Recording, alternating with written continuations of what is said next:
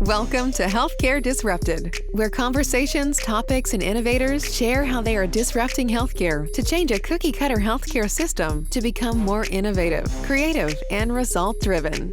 Now, here are your hosts, Rene, Lumene, and Jasmine, Vializ.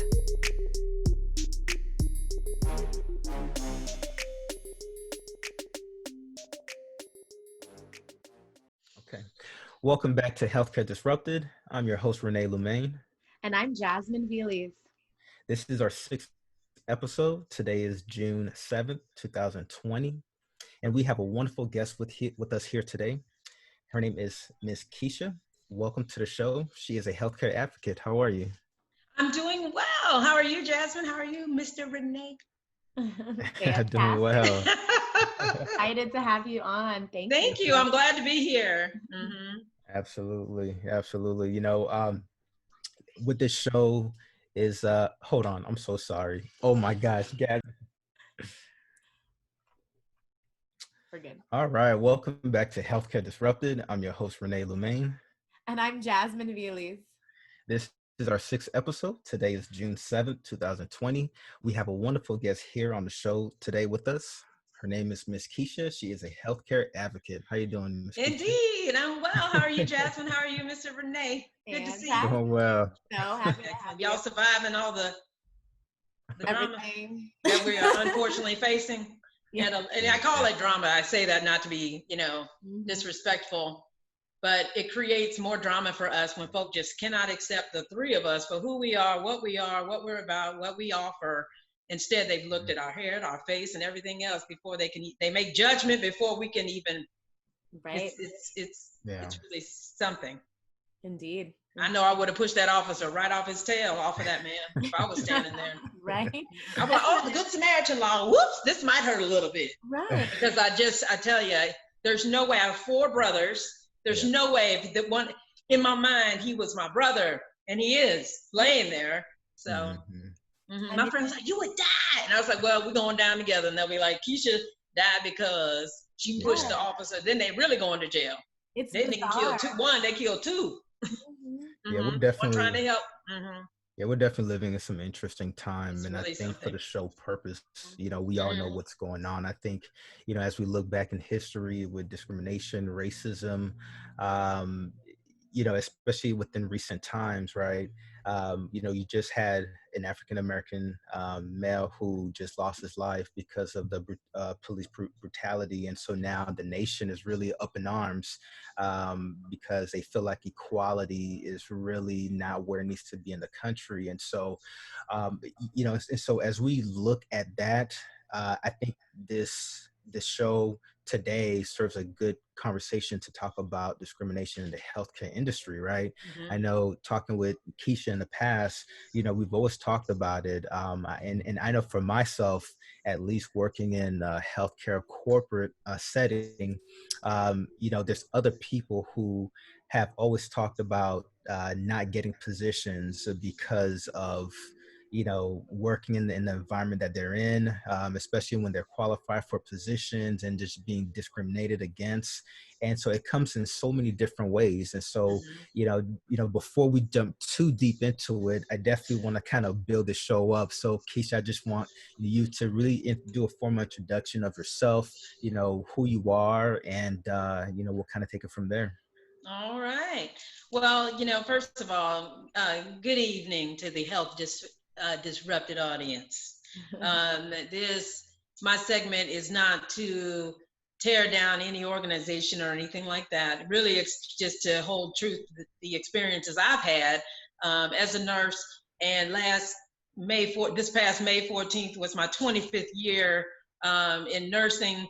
I've worked both in the clinicals, in acute care setting, which is in the hospital. I've worked ambulatory surgery, outpatient. I've worked mental health on the floor, but the majority of my experience has been in the emergency room, and I spent about 15 years there. In addition, I'm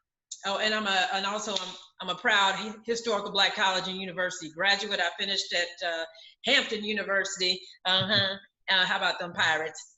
And I was excited to do the podcast because when I was in school, I was an on-air announcer at the WHOV jazz radio station. So I'm excited to be here for that. It's like my second, an outgoing spirit cannot be shut down, even if they tried. And so then when I went back to school, I found a second niche in informatics, which is in clinical informatics, which is where IT in the healthcare movement of having adoptions of electronic medical records have merged on the clinical side. So that became it's not very old, the field of informatics when it comes to graduate studies. Like one of my classmates, pardon me, my eye's itching. One of my classmates finished in information technology because they didn't have an informatics master's back then. And that was just 10 years prior to me going. Gotcha. I also hold an MBA, but I ain't doing anybody's taxes. Moving on. So wasn't sure if I was going to go into sales. Yeah. So anywho, I've done both. I'm sorry. I've done medicine and I've done in the emergency room, and I've done acute care trauma. My foundation was in Atlanta at Grady Memorial Hospital. It's a large level 1 trauma center right downtown. I used to call it the hospital of like Gotham City because 16 stories, helipads on the roof. For the audience that's here in Dallas, that would be equal to Parkland Hospital. And Parkland just opened their newer facility, so now it's up high, where ours has always been. And so I'm also a member of Chi Eta Phi Nursing Sorority. It's a professional organization, so that means that we have men and women involved. And our motto is service for humanity. And I did that undergrad, and I'm starting to do more things with the organization as I've gotten older. Gotcha. So I'm glad to be here. Thank you for having me. Awesome. We're excited to have you. Thank you so much for coming. And I love this, the service for humanity. That's pretty amazing. So your passion has been definitely so clinical, but then tying that into the informatics.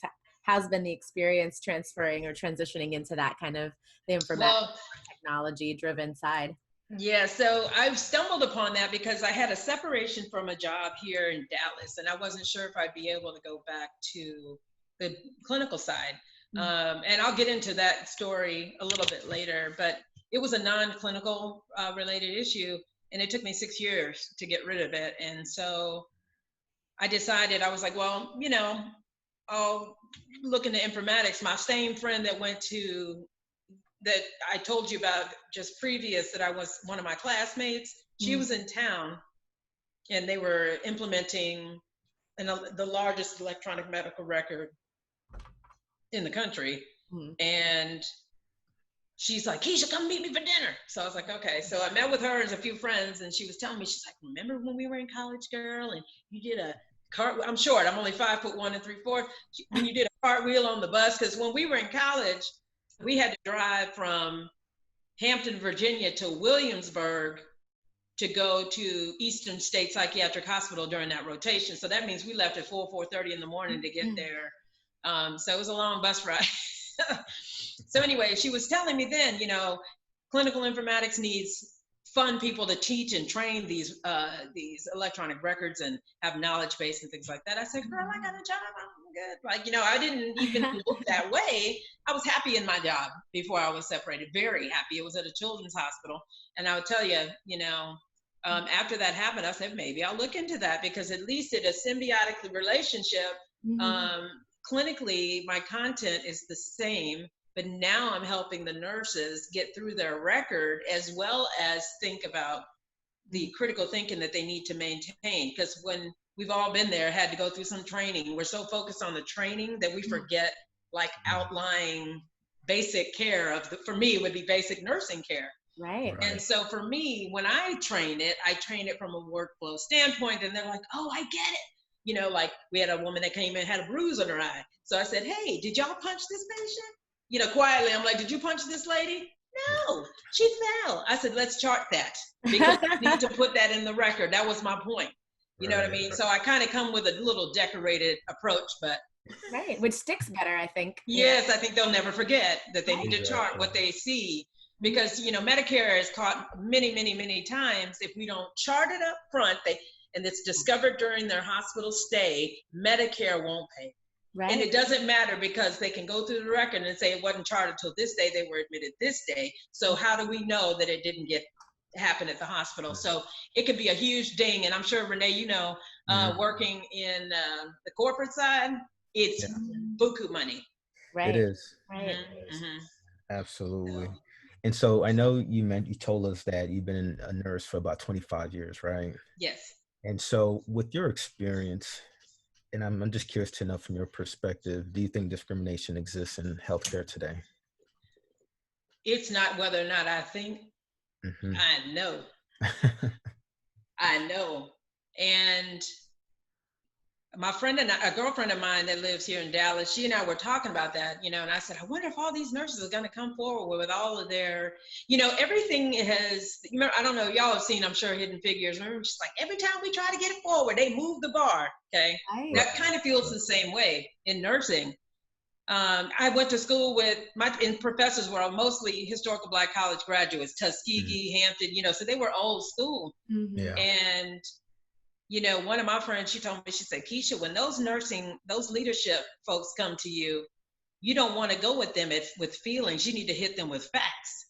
Because what happens is you get caught up in all of that mindset. And I said, that's a good way to look at it. Right. Hindsight. But even still within our race, sometimes I even found that to save face by leadership, even the Black leaders there would also kind of conform to their idiotic ways of how they should treat people. And so that's because they don't want to lose their job. Like, you're not worth their job too. And that's hard too. Because you're like, oh, and it's one of those like Spike Lee moments. Like, oh, you forgot where you came from. And discrimination does exist. And for that reason, I tend to try to be one of those that reach back. Because when you get in the door, and I love my people, sometimes we have a girl, I got mine, you get yours. That's got to stop. That's got to stop. Because nobody's going to help us along but ourselves, you know. And I think that's still like a chronic disease within our people. And so my best friend, who's an attorney now in Atlanta, she's like, Keisha got all my jobs in nursing. That's what she'd tell you off the bat, period. I was her big sister in college. She moved to Atlanta, and you know, that's what you do. But when I've traveled, like I said, across the country, my first travel assignment when I left Atlanta was to Los Angeles at the largest Jewish hospital for the stars. Y'all can put it together. Exactly what I won't mention their name. Yeah, you know, famous people have died there. Okay. Yeah. Large, big money, right? And we had a trauma come in. It was a young Black man, and you know, I'm just learning the culture. And so they were like, "Sir, are you in a gang?" And I was like, well, what in the gosh blessed America is that? Why can't he just be Black? In my mind. Right. Yeah. Okay. So we're talking about the conscionable and unconscionable. There it is. It was both. Because in my mind, I was like, how dare he? And in their mind, they were like, we always ask. Obviously. Right. And I was like, yeah, Keisha, don't you get it? And so when I asked later, I said, why did y'all ask that man if he was in a gang? Why can't he just be at church? Why didn't he just go to, why wasn't he at Popeyes when he was in this shooting? You know what I mean? Because, you know, non-gang members get shot too. This is what I'm thinking. Yeah. And so he was like, oh, Keisha, it's a large gang population in Los Angeles. That doesn't make everybody in a gang still. I'm not in a gang, I'm Black. And so, you know, what is that? And, you know, there was some disconnect for me to put that together. I thought it was an unfair judgment. And the other thing is, you know, having worked in an inner city hospital like Atlanta, you know, that's like the chocolate city of the South, and Grady Hospital is so big, it takes care of the two largest counties in the state, Fulton and DeKalb County. That's the authority hospital. So I was used to seeing my people there. And they would oftentimes, the private sector facilities, and it was like an inside joke, you know, if Bobby got shot and he went to Piedmont, if he went to the nicer hospital, but that's an example hospital, Piedmont, and they'd be like, oh, let's get Johnny a big Band-Aid and then send him to Grady. Wow. And so, I mean, that's a reality. I've seen things like that. We're like, Yeah. why? And now that they have EMTALA, you can't do that. You have to stabilize the person before you can send them to the hospital. I started nursing before HIPAA laws came up to alive. Right. So I've been nursing long enough to remember when those changes have happened, but it does definitely exist. I'm looking through my notes to see if there was it exists in both a clinical side and in both. And you know what? I want to share something Yes. too. So earlier today, I just happened to be on Facebook. Yeah, for me, I'm a big peruser. I like to peruse and just see what everybody's up to and talking about.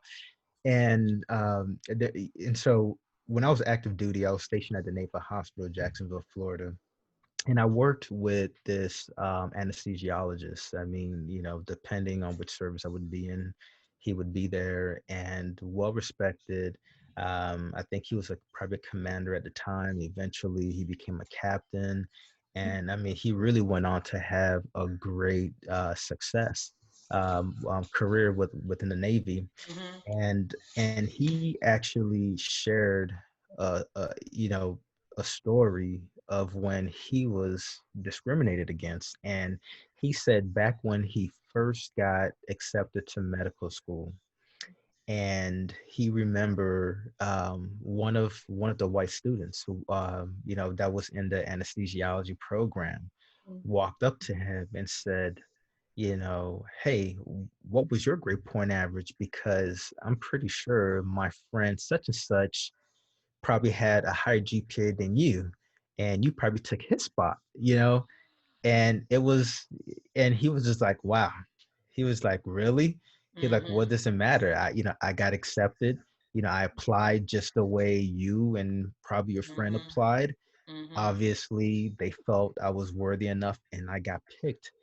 And then he shared another situation where he lived in a gated community in Jacksonville. Same And guy? I'm sorry? Same doctor?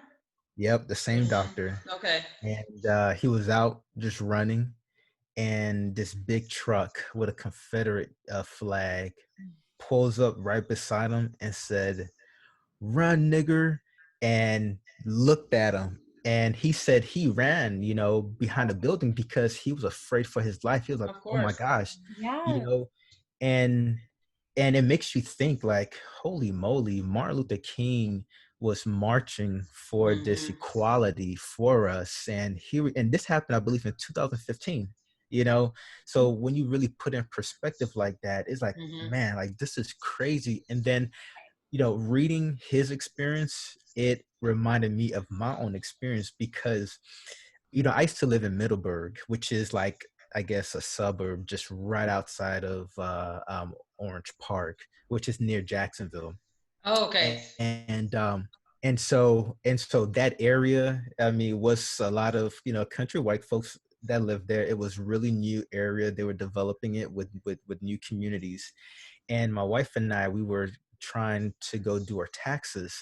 And we went into the unincorporated area of Middleburg, and we were at a red light, and a big truck with a Confederate flag drove up next to us. And here you see this white male, shaved, bald headed, had one arm outside of the window. And when I say he looked at me, I mean, if he could burn a hole through my forehead, I mean, he would have done it. And I just, and I sat there and I just looked at him straight in the eye. And then I'm thinking, like, what is wrong with this guy, you know? And then my wife is like, stop. Like, she like tapping me. She like, stop. Yeah. Right. You know, we will stand back. But you know, I'm like, yeah, I'm like, did he say anything? No, I mean, I didn't say anything. He didn't. No, did he? No, he didn't. But the thing is, the moment the light turned green, he dashed off, and he just turned his head back and looked at me for a long time. And so I was just like, wow, this is like, man, you know. It's incredible. It's incredible that we are living in a lifetime still where I mean, let me tell y'all something. So to piggyback on that, when we're talking about being in a community, when I was in East Tennessee, which is way up high in the mountains of Tennessee, and it's at the border of Tennessee, and the farthest west you can probably go in Virginia. Mm-hmm. Oh yeah, yeah. Okay, it's Bristol, Virginia, and Kingsport, Tennessee. I was there 2% minority. You know, when you got to look it up on Google Maps or in Google, you're like, how many of us are there? How many black folk in there? Yeah. Mm-hmm. Sorry, I said the word Negro. Anyway, sometimes some areas they still only see that word with us. That's just it. So a lot of them, I thought to myself, now my white coworker was like, Keisha, don't go to the mountains to see any of the doctors to do their training of any sort after dark in the mountains. And I said, I probably should. You know what? That was a Maya Angelou moment. Right. You were when like, that friend told you not to do that, that did not mean put the fork into the socket and test it out for yourself. No. I didn't go up there. And she said, they are so backward. She goes, I'm white and I won't go up there.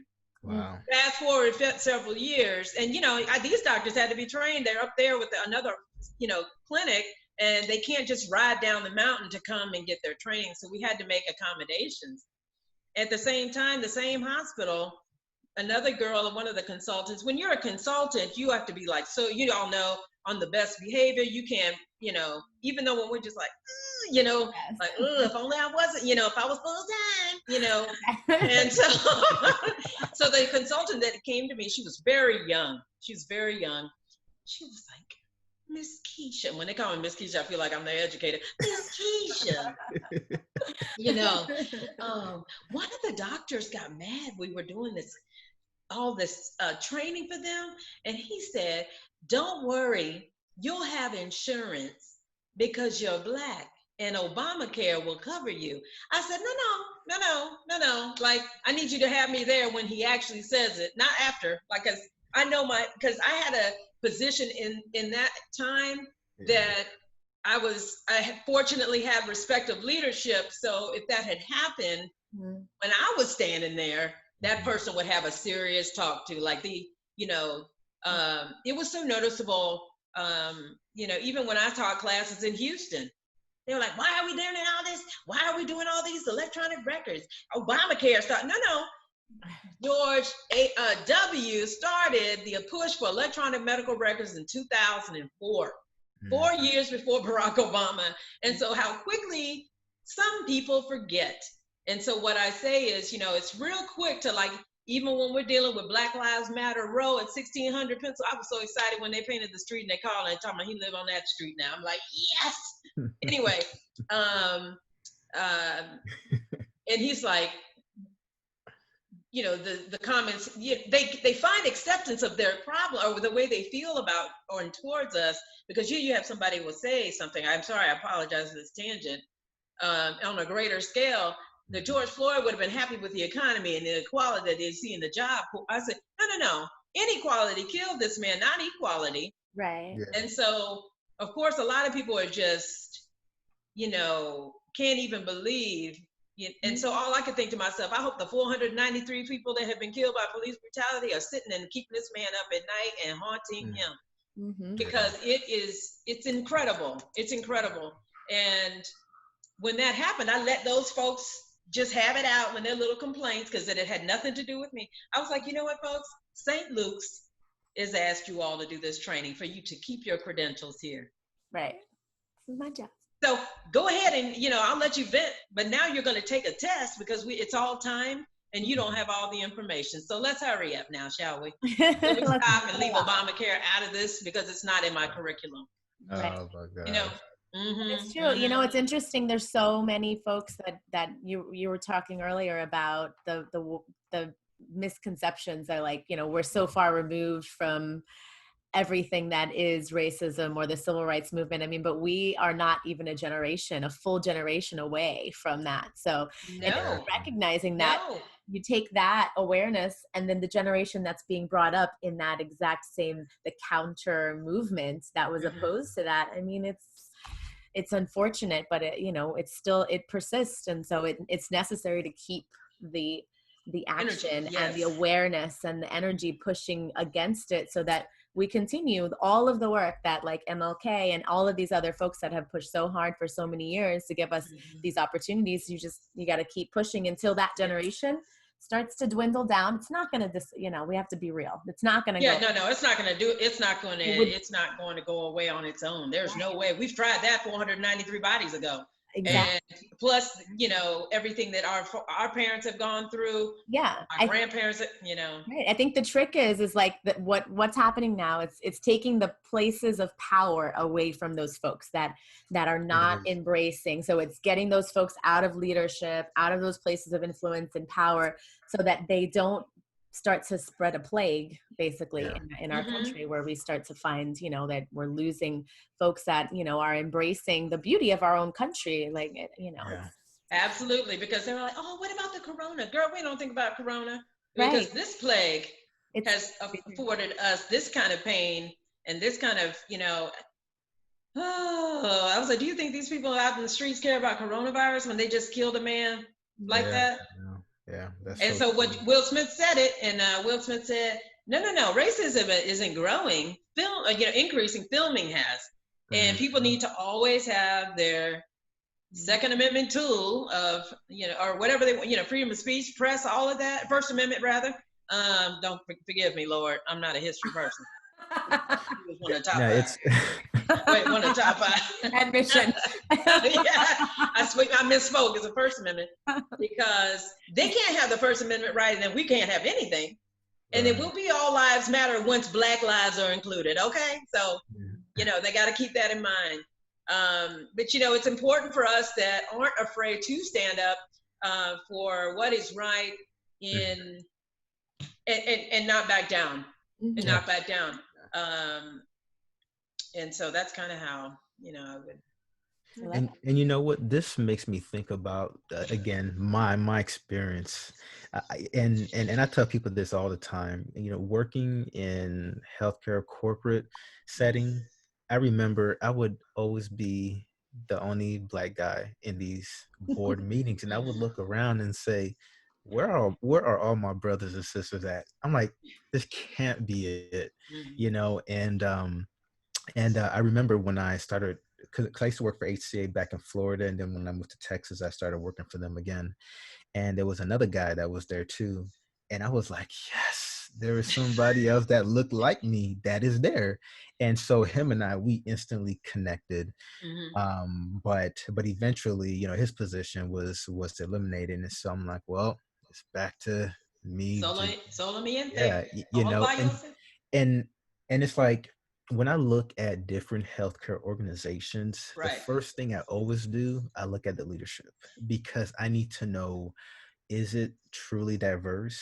And so, do we have men, I mean, not men, but like women that are in CEO positions, COO positions? Do we have people of color that are up there? And then once I look at the top executive, then I start looking at the people down below, because what I think a lot of people in healthcare who are the decision makers, sometimes what they don't understand is that when you look at the makeup of your leadership, it tells you a lot about the organization, whether you realize it or not.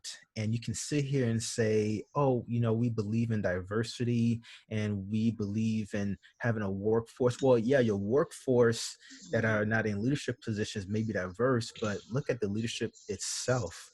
I mean, what you're wanting people to recognize the organization to be, it's truly not is all the way up at the top. And so therefore it's like, it's very few, African Americans that are leading, these healthcare corporations. And so, that alone, it just makes you feel like, man, will I ever get to the top? I mean, it doesn't matter how much time I put in, will they ever see me as their equal, to where they can say, hey, I believe Rene could be a CEO of this company one day, and so, for me, I never felt that. It doesn't matter where I worked at. It always felt like it would be, a push just to really get up there. And you do see other people that are young, Caucasian, just got done out of grad school. Oh, and then they put him through a residency program. Oh yeah, he's gonna be the VP. It's like, what? The chip. I've been in this company for so many years. It's gonna be a podcast movie if y'all got the Listen, time. I'm telling you. And it's like, it blows my mind Mm-hmm.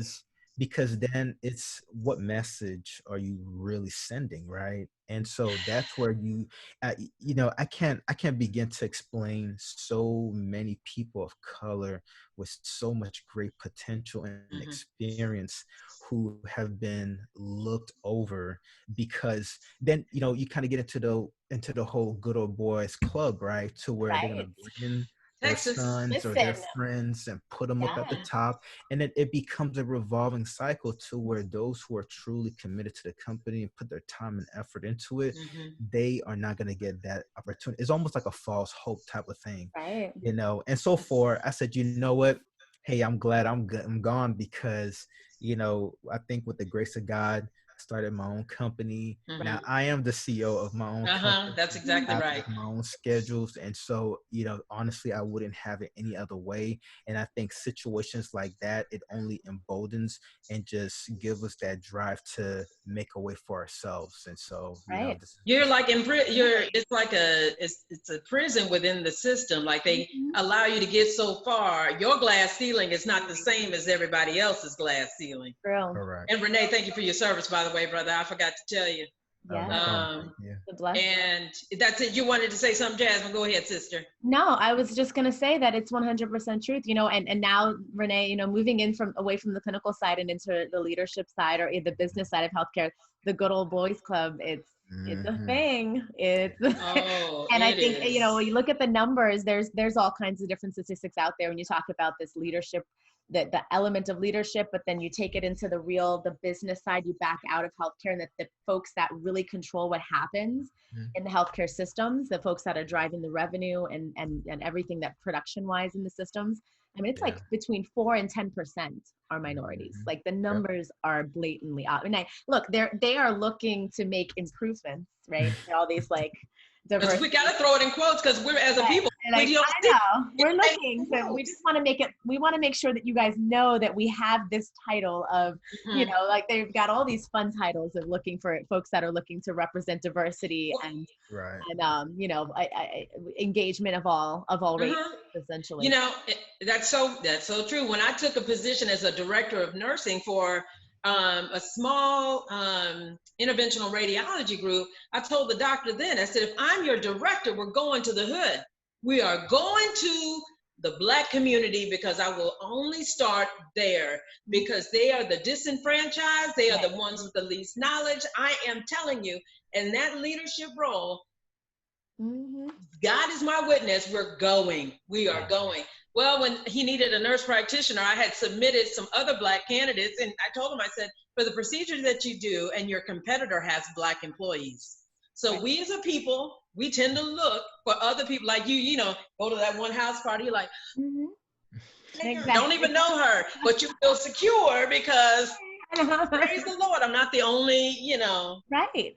It's pigment in the population. Right. And we're minority still. People don't, it's interesting that folks don't recognize that. And I look, we've a lot of the educated population that have pushed to try to go against that. But the reality is we're always going to be minorities. And you talked about someone earlier saying, oh, well, basically you're always going to get the leg up over the folks that really worked harder. No, like I've worked equally as hard as you. Yeah, don't do that. Yeah, I can't stand that. But either. I am a minority. And, the reality is that you have all the opportunities ahead of you. And so, I agree. 13% is still our what is that? That's still our population, right? 13% of the United States. So, Yes. And who asked about affirmative action? White people.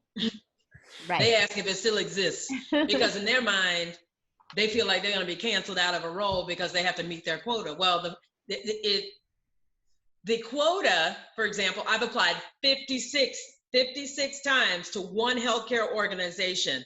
You mean to tell me with all of my experience and 56 applications, nothing is good for me there?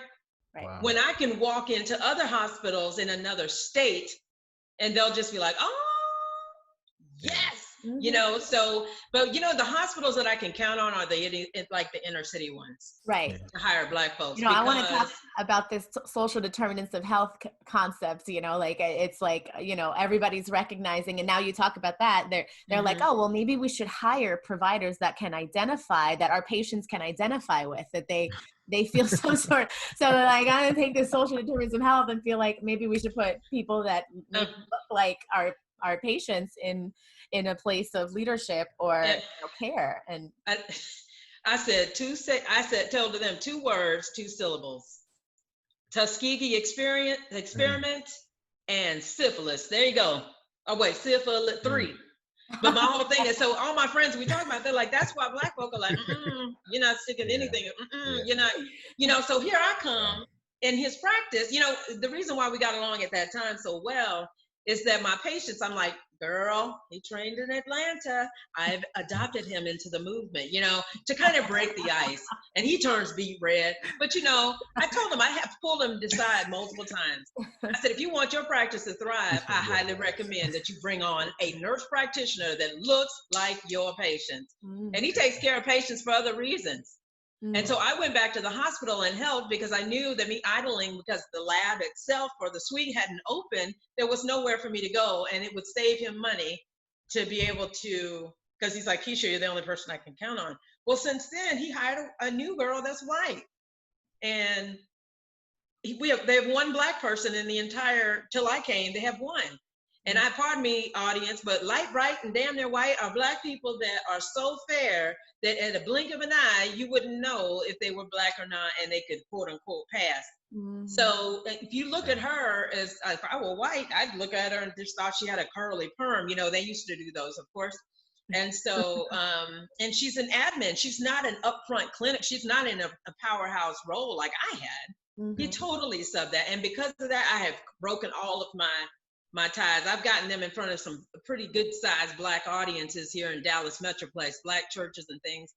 And one, I did a presentation and I had to cancel it because of COVID-19, but I'm not going to go. If I go, it won't be any mentioning of their practice. It'll only be mentioning of what I had done and why it's important that I get, because the audience shouldn't suffer because of what I had to go through. The information is still critical. Right. And you know, I was devastated. I was devastated. Let's talk more about that. I would love to know. I'd love to learn more about your experience, your personal experience. Was that with the fibroid embolization? Girl, that'd be chapter 2, girl. Episode 7. All right. We will continue that conversation. Yeah, we talked about that. It was good. I have a couple of friends that would probably want to chime in on that experience, that are also women of color. And so it's important to have. Unfortunately, there's not a lot of Black interventional radiologists. There's not. Yeah. And so we're kind of underserved community, I think, overall. I mean, even on the business side, it's an underserved community overall. Even on the business side, there's not a lot of familiarity with that specialty. Right. But no, they're like, you mean a radiologist? I'm like, no, not the person that does the chest X-ray and a CAT scan. It's a whole nother different specialty. And I do explain that. I explain that, and then when he came, he was real shy, but you know, the audience was pretty good size, and you know, I went ahead and kind of campaigned for our presentation coming up in the weeks to come. Went to the Wednesday night service. They asked, because sometimes in this community, the communities don't all have a Wednesday night service, so they bring them other people from the community. And I spoke in front of all those girls, not women, and no microphone. I don't need a microphone. I can do the presentation. You know, I've done plenty presentations, and you know, I find that, you know, and it was funny, the hospital where I applied, they're like, we take pride. And I said, I'm sorry. So what they do is they have that little 10 Black folk, they scatter them. In the last place where I worked, there was less than 100 Black people in the entire hospital, whether it was housekeeping in the kitchen. And it's their chief officer of inclusivity that introduces everybody. Well, you know, the largest EMR record. Leadership is the chief officer of inclusivity. So it was funny, I was on LinkedIn, I was fussing because the 2 largest, I know y'all got, it's 28 minutes after the hour, 2 of the largest EMRs in the country dominate all of the electronic medical records. And the one in Wisconsin has absolutely, I mean, I've had white folk that work there. I'm like, did you ever see any black people on the campus? And when people do this, they're like, then no. When you have to think about it, I know, and you put it in your brain, you're like, I'm not asking you for housekeeping and things. I'm talking about people that are really working there. I've applied their Much milk salt, many not times. enough pepper. a lot of They're salt, like, not enough pepper. I'm like, don't turn into the thinker. But the number two EMR, they have a section for everything LGBTQ. So I said, they may be number one with the record, but that other company is number one with diversity, and they put it out there. And they put it out there because here you have a nurse with all this clinical knowledge, gone back to graduate school, knows clinical workflow for certain areas like the back of their hand. But we are, although you have excellent qualities, if I see that again, we went for another candidate. And then when you ask them what was different, what are you looking for? And I've even reached out to someone who is in a leadership role who's African American. And I thought to myself, again, we can hinder ourselves. Wow. And I won't do that. If I get into a leadership role, they'll be like, Keisha, hire anybody black. I'm like, you doggone right, I'm gonna hire anybody black. Call me the black hiring lady. I don't know what you want to do, but sometimes it's going to take for us, once we get in there, to do so in order for us to be able to, get exposed to being at that level. You know what I mean? I do for others, and I would hope that things, follow suit. And, we've had to bite our lip and our tongue for years, and it was unfathomably horrible to go through something like that. It was horrible.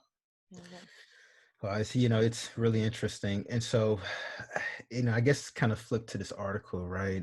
So Keisha sent me this article through LinkedIn, and it's called "The Racial Bias Reaches Tipping Point in Canada's Healthcare System." And I thought this was very fitting for what we're talking about today. And it talked about this young man, right? I mean, he is, I believe, a local rapper somewhere up in Canada. So he goes by, John River. That is his rapping name, but his real name is Matthew John Derek Huey. And so basically, he goes into a hospital, and because I believe he's having some abdominal pain of some sort.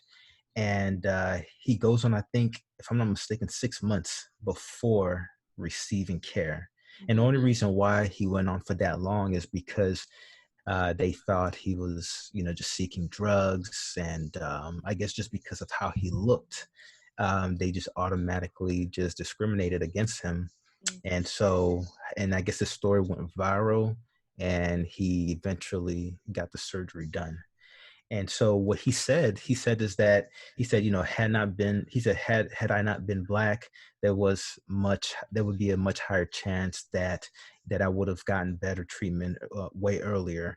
And then he said, why he said, even though he's been discriminated against, he said the real question is, that we have to ask ourselves, why did the medical system fail me in this fashion?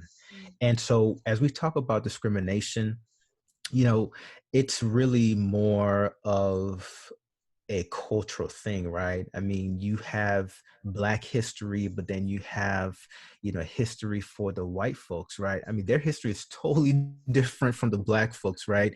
I mean, when you're talking about a group of people who've experienced oppression, discrimination, racism, the psychology of it all, and it's interesting to see how that's how the mindset of Black folks too, just it passes on from one generation to the next, to where it's like, these white folks don't like us, or they don't trust us. And so, you think that way because you see the actions of things that has happened, especially in the day and age where you have social media now, where everything puts on blast. Now people's really seeing like, oh wow, man, cops, white folks really out here killing people for real, and so it just goes to say how many John Rivers we have out there, right? I'm sure there's plenty of them too, where patients are coming in, they need help, but yet they're being pushed way to the back of the line. They're getting skipped. They're getting other people, and so stuff like that. It's sad because when I think about healthcare, and I remember telling my friend artist this a while ago. I said, healthcare, it is an industry where you would think should have one purpose, and it should be to treat the ill, the sick, the injured. That's Infirmed it. It doesn't also. matter what your Mhm. skin color is like. It doesn't matter how much money you have. Right. But and this is why today, you have certain hospitals that are in very affluent areas, because they know they have great commercial payers as far as insurance, and then you have local government type hospital systems like the JPSs or the Parklands in Dallas Mhm. that, Yep. that that provide care to the poor and the low income and the indigent type of people. But it's like at the end of the day, it's like, when are we gonna stop looking at people for how they look, but more so look at people for the care that they really need and just take care of them? And so just reading that article, it puts it into perspective. And I think the conversation of discrimination in healthcare, it Mhm. should be had.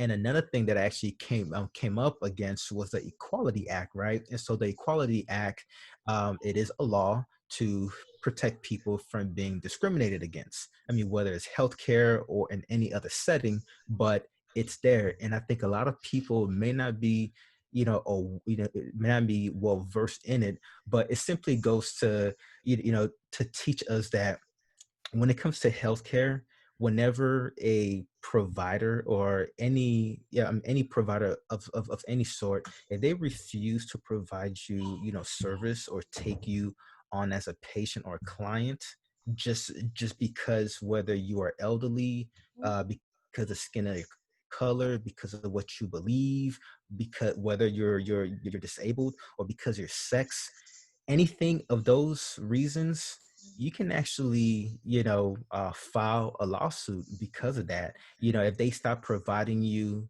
care, like if they started care but then they stopped because of any of one of those reasons, I mean, you can sue them for that. So there's so many things out there, especially when it comes to the Equality Act. I think we have to educate our people to really understand that when discrimination is happening, what does it look like? And to better understand that when it does happen, understanding why, so that way you can follow the proper steps to making your voice heard, but also getting justice for those behaviors as well.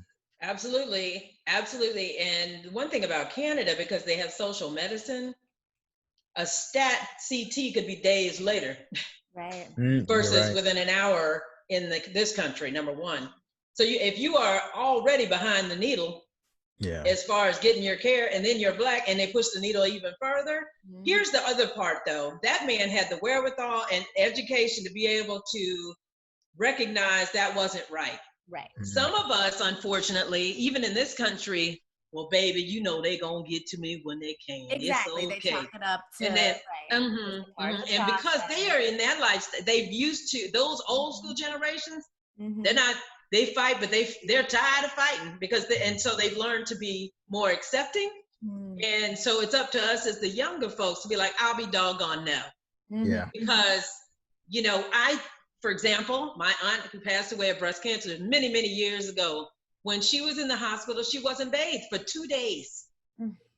So wow, when I found that out, that's sad. my cousin was at Spelman, and my other cousin was starting his first year at MIT.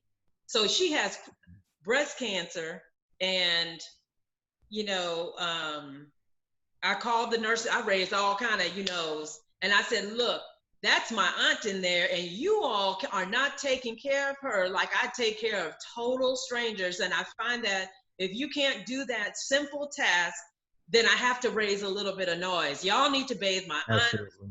Right. right now, not later. So what happened was the manager was on vacation. She came off vacation. They moved her, brought her in a bigger room, took the other beds. I mean, they just completely went. All I was saying was that Right. my aunt can't sit there and have her skin integrity starts to fail when they are not bathed. And that's one of the 101s of nursing Right. and taking care of anybody. Okay. Right. So of course my cousins were like, we like, because she started dialysis, she needed a bigger room. I said, no.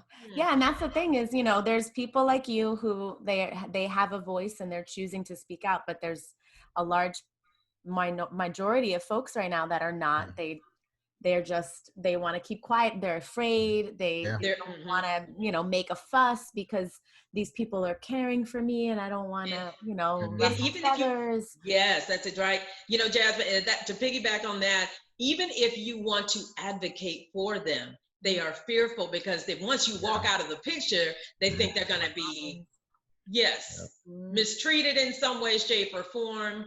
But what it is that communities of color have to rally. And, you know, sometimes as a people, we have that non-reach back factor, or that ain't my mama. It's somebody's mama. Right. And we need to look at the big picture. Like our parents may be fortunate enough to have health care and be able to have Medicare and take care of themselves. You know, my parents are 75 almost, and my dad just turned 76. So, but they're both walkie-talkies. They're still doing their thing, you know. But something should happen. You know, of course, I'm going to advocate and make sure. You know, like my uncle was in the hospital. He was the first African-American dental specialist in the state of Texas and below the Mason-Dixon line. The man is going to be 82 years old. He's a Kappa. He's still practicing 3 days a week. And you can't phase him. You wouldn't even realize that he was as old as he was, because he's just very cool. And, you know, he wanted to go to UT. They didn't want him to go there. They felt he should go to a black school. So he ended up going to Meharry. And strong school. That's a man you want to have on a podcast if you want to talk about history and where it looks like from then to now, because his mind is, you know, just in perfect shape. Anyway, and being from this state. So my thing is that when they told me he was in the hospital, I called the nurses. I said, let me give you a little history on Dr. Bradford. Let me give you a little bit about my uncle. I'm his only niece. I take you know, if my dad didn't exist, he's like a second dad. He's not my uncle. He's a second dad. You know, he's always embraced me in that fashion. I feel like I'm one of his other daughters.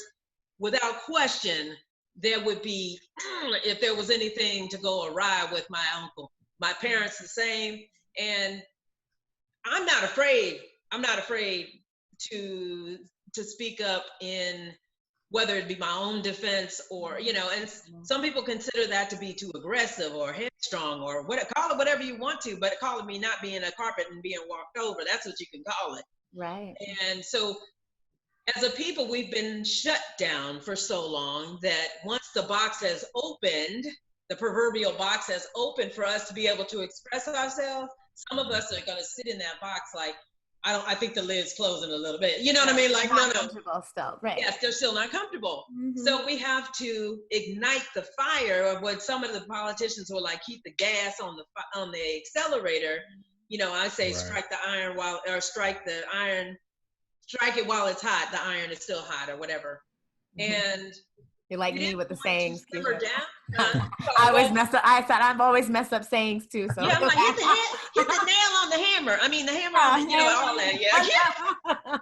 I do it too. Let me tell you. What we don't want to say is bury the hatchet. That we don't want to say. We're not burying this. You know, when I was here in Fort Worth many years ago, we had just moved here from DC, and I had a patient that I brought from triage to the back. And she was a little white lady. And she said, can you go out there and get that little colored gal that's sitting out there? I said to myself, don't you see my face? Help me, Jesus. So, you know, me being, I was like, no, I knew I did not just hear what she said. I got to hear it twice. So I said, ma'am, what did you, I deliberately said, what is her name? Oh, man. You know, she's just a little colored guy. I said, God bless it, ma'am. It's like, I felt like, you know, when you get, you know, ma'am, are you driving drunk? No, I've had 4 cocktails. To me, that's not drunk. I just gave you're supposed to say no. But you keep telling on yourself, you know? That's funny. And I said, color gay. I've taken care of patients with swastikas. I've taken care of patients with concentration camp numbers. I've taken care of the Jew and the Nazi. You know what I'm saying? I've taken care of everything in between. And I think that has shaped me culturally. Right. I think, you know, when a patient is of the Muslim faith, I'm like, assalamu alaikum, girl, that's all I got for you, you know, that's all I know. But at least I try to engage them at that level, because I don't take care of patients, I take care of people. Because before they came into my care, they were doing things, running errands, riding a bike, doing whatever they were doing before they came to me and were ill and had to come see me. Right. And I try to keep that. It took time. You know, you grow in your confidence in whatever field you're working in. And so Yes. as a nurse, if I hurt a patient, I can't go to California and apply for a nursing license and that doesn't come with me. So right now, for example, tonight I saw in the news and the officer was like, we fired a few officers. They just went over a couple of counties over and they hired them there.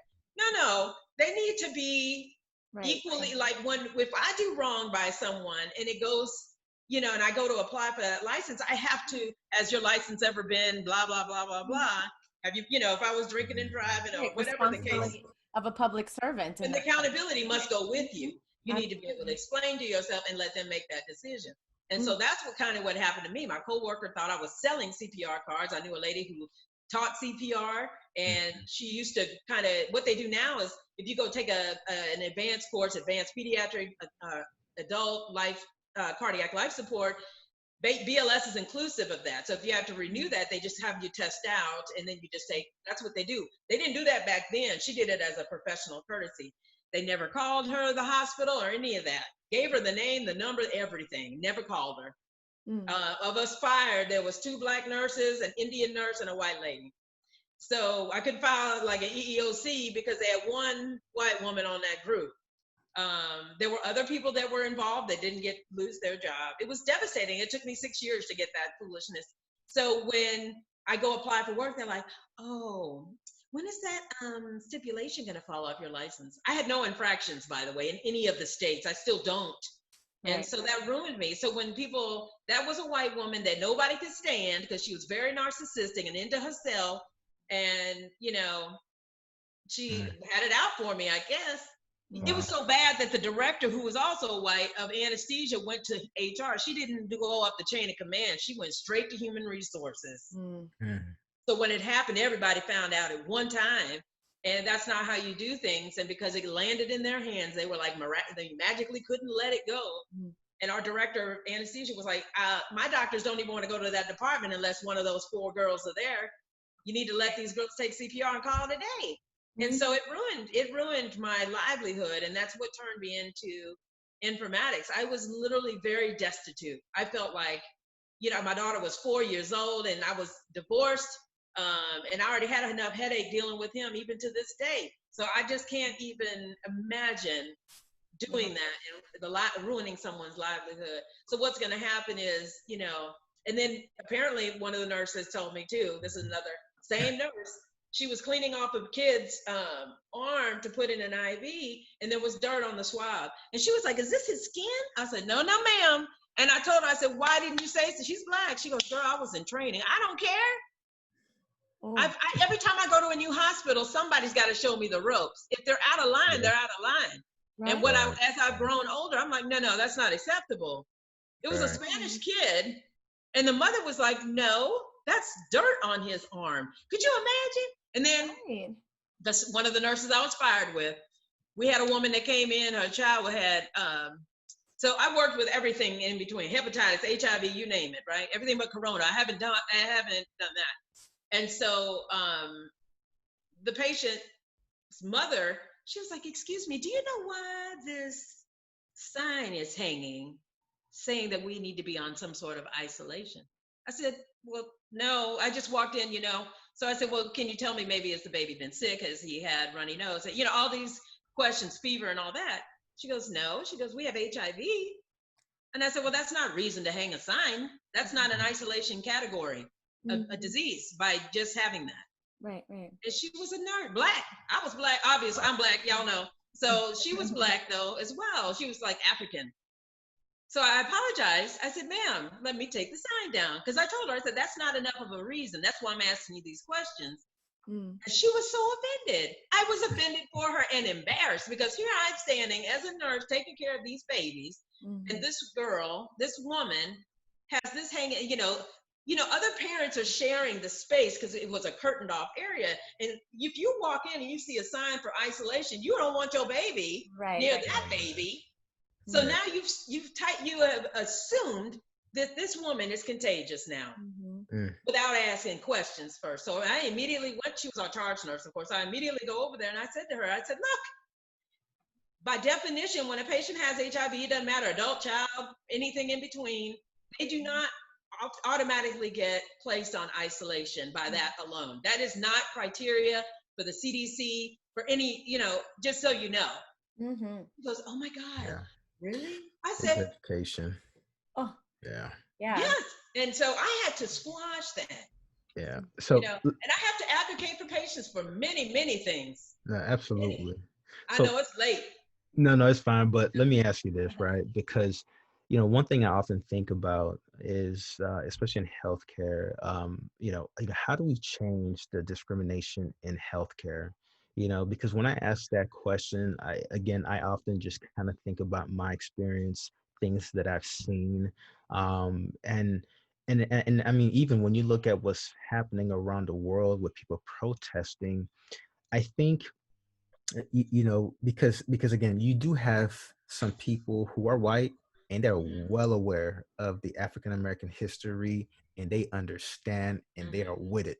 But then you have other people, they are just oblivious to it, or they just truly don't care. And so it's like discrimination finds its way into any organization, into any situation. But how do we as people, and I'm just kind of curious to know from your perspective, how do you think in healthcare we change that? So I think one of the biggest dynamics that's going to change is for us in our favor is to not have to worry about being in fear of losing our job or retaliation if we experience any of these issues, and reporting them. Because that's been one of the reasons why we've zipped the lip. Yeah. We're like, I got a family, I can't afford it. One of the other pieces is education. So if I were to go to, when I meet young Black nurses or nursing students, I tell them, I'm like, you have your confidence as a person, and then you have your confidence in your field of career, whichever path it goes. It's important for us to let them know and be aware of potential hazards of social, existence, if you will, which I think that because of Mr. Floyd's, the way he sacrificed his life, more basically, has caused this awakening. And I agree. I grew up in Nebraska. It was predominantly white. 10%, 20% of the Black graduating class was in my household, my brother and I. And, there was only 10 out of 267. But the allies that I have that are white, they don't play that. Wow. They don't play this. Because the ones that are speaking out, and some even dying for this Black Lives Matter movement, and the empowerment of abolishing real racism in our, it's going to always exist. It's like a parasite. It's like coronavirus will always exist, but, people will get vaccinated. People will, survive. Some will still die. It's kind of the same. That's why they're saying it's a whole nother epidemic. Okay. Or pandemic. It's really an epidemic for us. We've been going through it for so long. It's just reared its ugly head in the middle of a heightened awareness, and some comedians have even said, hey, you know what? People should be thinking about this while they were sitting down by themselves. This is something they could have thought about during the whole time. And another thing, like when I see comedians, for example, as a nurse, and they'll say, they'll talk to some shorty or whatever, and they'll be like, I'm in the nursing program. I'm like, no. That is not, becoming a nurse was not easy. That is not a slide through type of profession. It's a lot of hard work, a lot of science, a lot of clinical, it totally delineates the entire hard work that I feel like I had to go through when you make it seem like, it's not that going to hair school is not easy, but it's far easier than becoming. So you make it look like those two are parallel as far as technical or ability or difficulty. So, we have to be, and I'm guilty of it too. I'm like, oh Lord, here comes Mr. Jackson. What's he gonna do today? Let's see, what's he gonna ask for today? Hydrocodone, you think he's gonna, and it's sad, but sometimes, there are Black folks, there are white folks too. There are drug seekers out there. It's not one race. A drug seeker is a drug seeker. Right. Male or female or gay, straight, white, they all, and so it's going to take time to bleed out the hate of people. Either, in a healthcare setting, the first wind of it, folk need to have a no tolerance out, first strike, you're out. But if they continue to say things like, they really didn't mean it that way, it doesn't matter. It's the perception. People need to let it go. It's not what the person said, it's how the person receives it. And I don't care, like that one little white friend that slips up with his homeboys and says the N-word. Like, no. You know what I mean? Oh, and, that one friend, you're like, nah, bro, that oh my God. Like, you don't get the verbal permission to, you know what I mean? And it's kind of the same thing. Like, for example, I said something like, we cut ourselves white meat. The white friend feels a part of the culture. So Right. Yeah, you're like, oh yeah, they're in class right now. They haven't gotten to that chapter. Yeah. But like if I say I cut myself open to the white meat, then my doctor who's white, he was like, what does that mean to the white meat? I said, you don't have any pigmentation, so all the meat is white, right?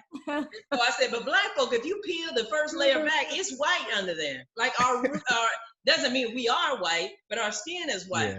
That's and too funny. It's those funny things that like the inside joke type. But I honestly, to go back to your question, I'm sorry, I've been on a monster tangent the entire process.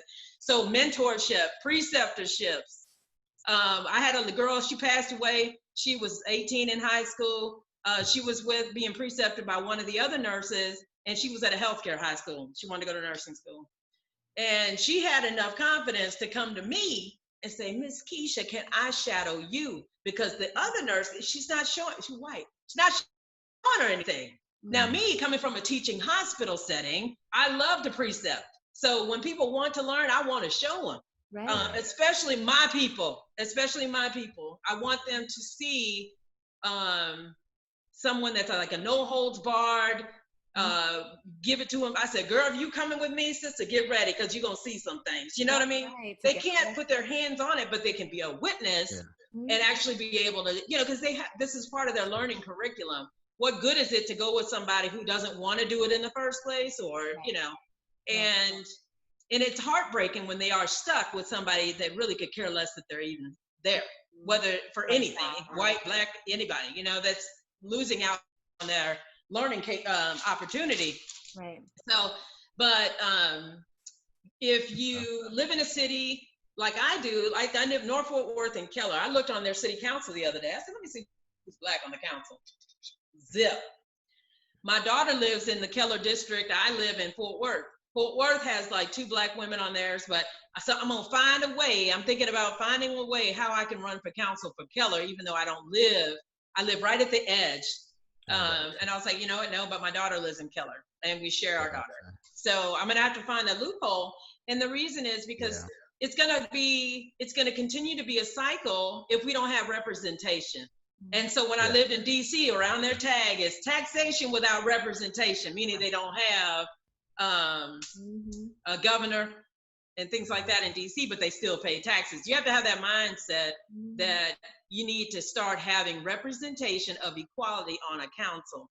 Now you have to run and everybody has to elect you, but keep running. My grandfather was the first African-American councilman in Waco, Texas.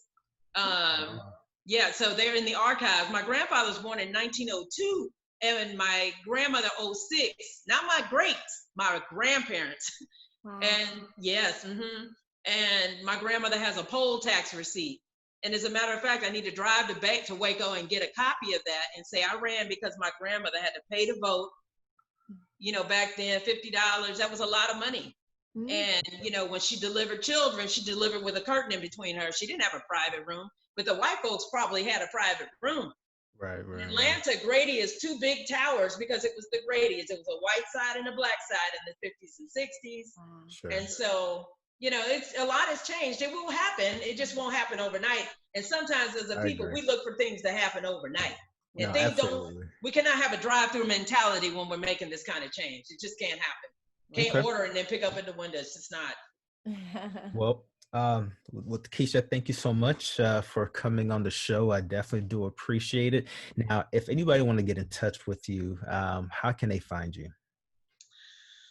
Well, my email is my first initial K as in kite, my last name Moon, Moon, with another NE on the end because it's my home state of Nebraska, at yahoo.com. Awesome. My cell phone is 817-896-4080. I'm in the process of writing a cartoon, a satirical healthcare related cartoon. And so my Instagram is the creator of the mints, Keisha M, creator of the mints, on Instagram. And on Facebook, it's just my regular name. Awesome. Like Keisha Moon. And my daughter's in the picture. You know, okay. She's two things. She's Black, Japanese, and Vietnamese. So I tell people she's really good with chopsticks. Hey, multicultural. Yeah. Multicultural. I said, don't mess with her. Yeah, she's got a shogun sword, and she knows, you know. And I did one of those 23andMe's and found out I was 15% Chinese as well. So she's like, we're Chinese. I'm like, no, slow down, sister. Don't say that. It's not a good time to be, because, you know, because we have so much hate in the environment, you know, there's no reason to go after Asian Americans. They did not cause the coronavirus. This is ridiculous. Right, and I love my brothers and sisters, but, you know, in technical positions and healthcare positions, they'll bring a lot of Filipinos and Indians, but that's still not Black. And that's when they're like, well, we are diverse. No. Black people are included in that row of diversity. So you're not diverse when you stop and Black people are excluded. That's where people fail to realize. And that's, you know, my job or my mission is to continue to educate those that need to be educated. You know, if white folk want to ask, we're going to tell them. Clearly, a lot of them have asked. And, you know, Houston, the GOP guy that was running for that leadership position in Houston for that chapter of the GOP, even Ted Cruz is like, this is not the, you know, he put a picture of Martin, he's had Martin Luther King comment and then a banana next to it to insinuate a monkey. And so they were all, he dropped out and he stopped. Even the governor of Texas has said, no, we're not going to put, even the GOP chair was like, no. Because there are Black Republicans. And, you know, it's really important that people know who's on the council, know who's on their board for the school board. They need to know things like that. You know, my daughter goes to a good school board, has a good school district, but there's not a lot of us that are there. Yeah. And so because of that, I have to remind her, I'm like, you know, people need to still realize even going forward, we are still Black. And even if they say things are okay, you really need to hold on to the fact that you need to watch yourself, you know, and at times I have to catch myself too. Yeah, absolutely. Well, Keisha, thank you so much for it was a pleasure. Yes, it was a pleasure. We definitely had some good laughs. We a lot. And again, I think this place should be mandatory for all students to visit. Oh, for sure. Who cares about the Hope Diamond? Who cares about the shoes from, you know, the Wizard of Oz? Oh, that's what I was going to tell you. I went to this, and at the bottom, have you all been to this museum? I have. Okay, so you know, it starts in the slave section. Okay. So, you know, all that history, you can feel it. You can feel it coming up from the elevator when you go down, right? So there were two white women off to the side, and I guess they were looking on their phones, and they were giggling. And when I tell you, it took me everything not to break the glass and put them in the shackles that were hanging there, baby, let me tell you. I know. I was like, there is nothing funny right in this to laugh about in this area. Like, so if I hear giggling in my mind, I was offended because I was like, who finds anything down here that is conscious, funny at all? Yeah, it's, you know, I think going to that museum, it definitely, I think it, you know, it resonates with a lot of African Americans, people, and even though you didn't live back then, but just to read and see pictures, it will make you leave feeling some type of way, especially when I saw that Emmett Till picture. I was like, oh my God, that was sad. And you're not allowed to take a picture of the, you would be, be the one to take a picture of his cast, because they said none of that. You're not supposed to. And, you know, one thing I will touch back real quick is with our people, when it comes to healthcare, you know, I've seen parents that would come in, hair done, nails done, Cardi B style, long before Cardi B, because I left that hospital in 12. Yeah. And I don't know if Cardi was on the pole yet, you know. And I'm sorry, excuse me. Anyway, I was just saying, I'm sorry, Cardi B, because she is kind of smart, you know. She's very active. I can say that about her. And they'll say, can you give me $4 prescriptions for my babies? And I said, to go with your $40 nails or the $40 hair. And then they'll Priorities. come talking about they need gas money, pull up an Escalade. I'm like, where? And then they're sagging. I was like, when my grandparents were alive, they did not. If you look at older, you look at older Black folks, they wore a suit, sometimes 3-piece suit in the heat. And then we're still sagging. Now, I'm not supposed to see your BBDs or your Fruit of the Looms or your Gucci underwear. Like, no. And so if we don't respect ourselves as a people, it's very difficult to convince other people to do the same. That's just it. So that's one thing. I love my people, but I'm tired of seeing, there's a sign that was in Dallas, one that said, Big Mama said, pull your pants up. It says it on there. She's like in a do-rag and everything. I'm like, they got Aunt Jemima up there. They didn't have to do all that. It could have been a regular old Black lady, Why she got to have a do-rag? Look like she's working in the kitchen, Is she making sweet potato pie? What is she doing? Oh my gosh. But the whole point of that was pull your pants up. And then they got a belt on. I'm like, what's the belt for? It's for me to whoop your ass for having that on. I know. I wanted the same thing. I'm like, the belt is on your hips, like below your hips. Like, I don't understand. At the knees, girl, at the knees. The thighs. I know. What is going on? It's for me to whoop them with.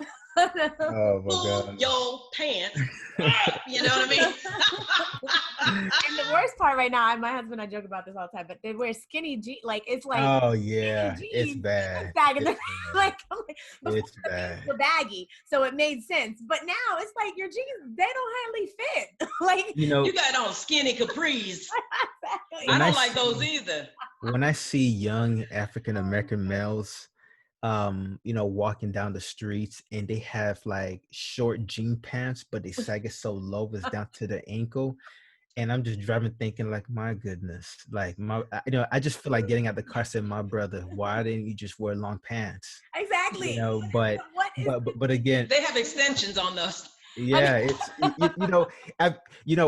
we laugh about it, and trust me, I do too. But at the same time, it frustrates me because it's like, man, we have to do better. If we don't want to be judged a certain way, we have to be able to dress better than that.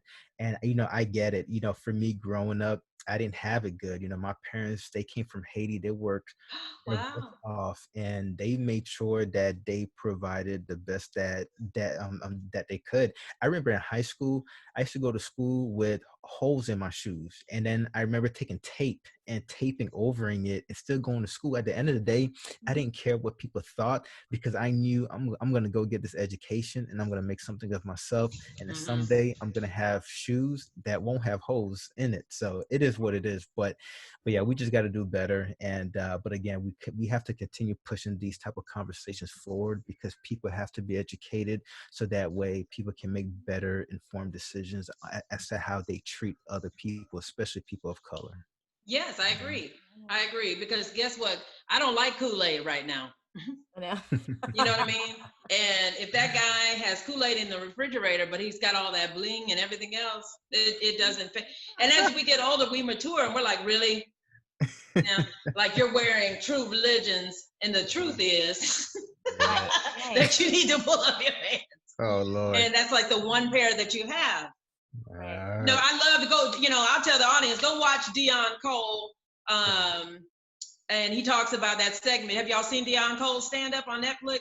No. The two of you? No. Ooh, make that an appointment. Make that, put it in your calendar. Because there's a segment of that he talks about how we, as you're trying to look this a certain way, you're trying to, but all of that to say, those people did all of that work for one good shot, and it's really not what things are seen.